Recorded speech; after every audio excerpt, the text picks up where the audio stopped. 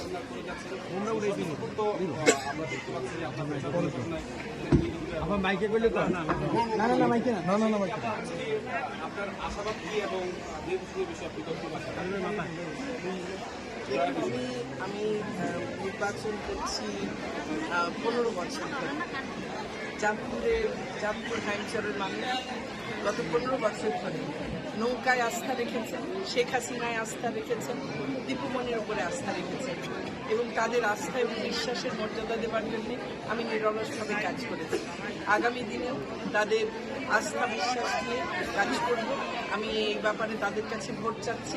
তাদের কাছ থেকে যে অভূতপূর্ব সাড়া পাচ্ছি সেই কারণে অবশ্যই আমি খুব আশাবাদী যে ইনশাল্লাহ আবারও নৌকা এখানে বিজয়ী হবে, কারণ নৌকা চাঁদপুর হাইমচরের পুরো দৃশ্যপট বদলে দিয়েছে। এটা আপনারা জানেন, এখানকার জনগণ জানেন, দেশবাসী জানেন।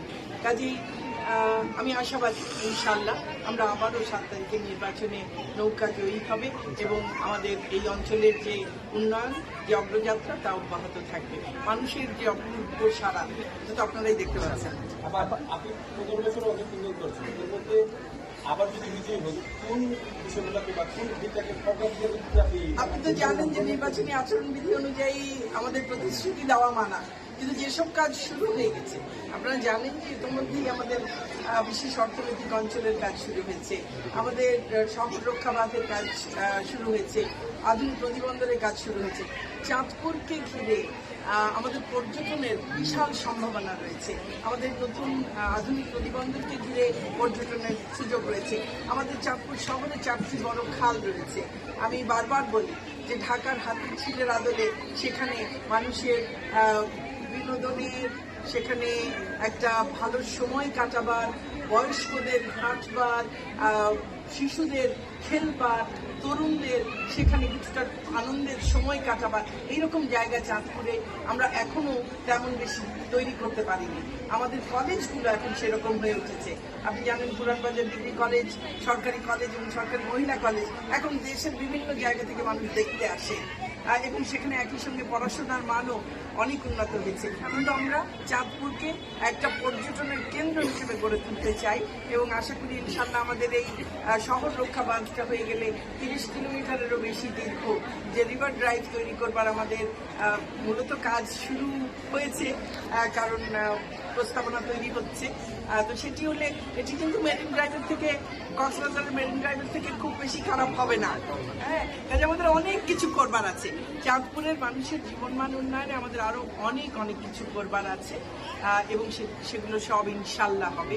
এবং স্বাস্থ্য ব্যবস্থা, আমাদের চাঁদপুর মেডিকেল কলেজের জন্য যে 1370 কোটি টাকা বরাদ্দ দিয়েছেন মাননীয় প্রধানমন্ত্রী, সেখানে নার্সিং ইনস্টিটিউট, মেডিকেল কলেজ এবং 500 বেডের বিশাল আধুনিক হাসপাতাল এবং সেটি একদম আমাদের যে ডাকাতিয়ার তীরে মনোরম একটা পরিবেশে হবে। আমি তো মনে করি সেটি শুধু চাঁদপুরবাসীর জন্য নয়, আশপাশের জেলার মানুষের জন্য একটা স্বাস্থ্য সেবা, একটা আদর্শ কেন্দ্র হিসেবে গড়ে উঠবে। আপা, স্বতন্ত্র প্রার্থীরা মাঠে কাজ করতে পারছে না, নৌকা প্রার্থীদের সমর্থকরা যারা আছেন তারা বাধা দিচ্ছে, এই ধরনের একটা সাংবাদিক সম্মেলন করেছে আজকে দেখলাম। কি বলবেন আসলে এই সুষ্ঠু নির্বাচন? আমি একটা কথা বলি, আপনারা 15 বছর ধরে আপনারা আমাকে দেখছেন, আমি অন্য কথা বলবো না, আপনারা আমাকে দেখছেন, আমার নির্বাচন আজকেও এখানে আমার বক্তব্য শুনেছেন। আমার কাছে আমি কোনো প্রতিপক্ষকে ছোট করে দেখি না, কোনো নির্বাচনকে আমি সহজ ভাবি না, কিন্তু আমার নির্বাচনে আমার প্রতিপক্ষকে এটা আমি কোনোদিন ভাবি না।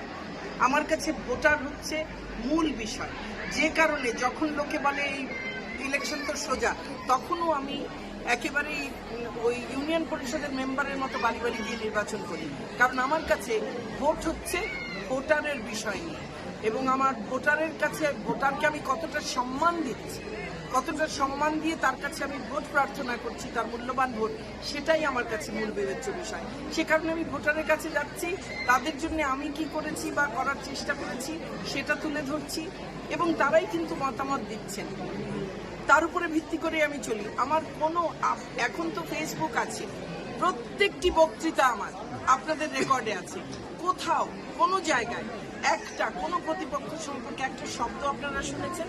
শোনেননি, কারণ আমি এতে বিশ্বাস করি না, আর আমি কোনো ধরনের নেতিবাচকতাতেই বিশ্বাস করি না। যারা বিভিন্ন ধরনের অভিযোগ তুলছেন সেই অভিযোগগুলোর কতটা সত্য সেটা তো আপনারাই ভালো জানেন। অভিযোগগুলো সর্বৈব মিথ্যা এবং ভিত্তিহীন, এবং এমনও হতে পারে যে ওনারা যে কাজগুলো করছেন আসলে নির্বাচনী পরিবেশটাকে ঘোলাটে করবার জন্য। কারণ এখানে রায় মানুষের উপস্থিতি দিয়ে একটা আন্দাজ করা যাচ্ছে, সেই কারণে হয়তো কেউ একটু হতাশ হয়ে এই ধরনের একটা পরিকল্পনা নিয়েছেন যে এখানের পরিবেশটা একটু ঘোলাটে করা যায় কিনা। আমি আশা করি যে কোনো অপপ্রচারে এখানকার নির্বাচনী পরিবেশ কোনোভাবেই ঘোলাটে হবে না। এখানে অবাধ, সুষ্ঠু, নিরপেক্ষ, শান্তিপূর্ণ, উৎসবমুখর নির্বাচন হবে এবং জনগণ নৌকার পক্ষে আবারও রায় দেবে যেন বঙ্গবন্ধু কন্যা শেখ হাসিনা দেশকে আরও উচ্চতায় নিয়ে যেতে পারে।